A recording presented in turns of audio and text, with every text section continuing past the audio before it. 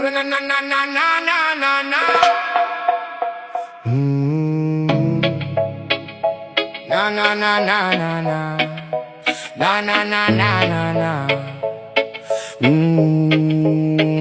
Hindi ako produkto ng swerte. Hinubog ako ng alikabok ng kalsada, habang ang iba'y naghahanap ng maikling daan. Ako'y naglalakad sa batong puno ng sugat at aral.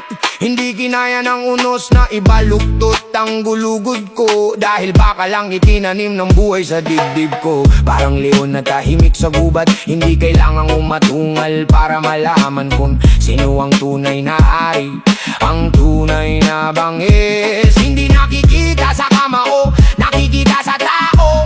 Kahit ilang beses nang nadapa, marunong pa rin bumangon. Maraming gustong sumabay kapag mataas na ang lipad, pero wala sila noong buhat ko pa ang sarili kong pangarap. Ngayon, bawat hakbang ay may bigat, bawat salita ay may laman. Hindi ako tumatakbo para mauna, tumatakbo ako para hindi na bumalik sa kahapon. Parang alon sa dagat habang pinipigilan, lalo lang lumalakas. Parang apoy sa hangin habang hinahampas, lalo lang lumiliyab. Hindi ako madaling patahimikin, dahil ang boses ng taong galing sa ilalim ay mas malakas kaysa sa ingay ng mga mapagkunwari. Maraming maingay pero konti ang may paninindigan. Maraming astig sa harap ng kamera, pero nawawala kapag dumating ang tunay na laban. Ang pangalan ay hindi binubuo ng yabang, binubuo ito ng respeto na kusang ibinibigay ng mga taong nakakita sa tunay mong pagkatao. Hindi ako naghahanap ng korona, ang gusto ko lang ay marating ang tuktok na alam kong pinaghirapan ko.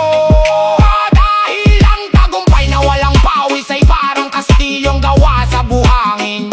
Isang alon lang, mawawala rin kapag tumilim ang langit. Hindi ako naghahanap ng masasandalan, ako mismo ang nagiging kidlat na gumuguhit sa ulap.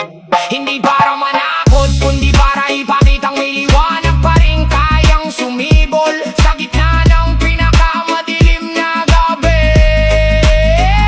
Ito ang bangis na hindi nabibili ng pera, hindi ito hiniram, hindi rin ipinagyabang. Ito ang bangis ng taong maraming pinagdaanan, pero piniling manatiling tao, dahil ang tunay na malakas ay hindi ang marunong manakit.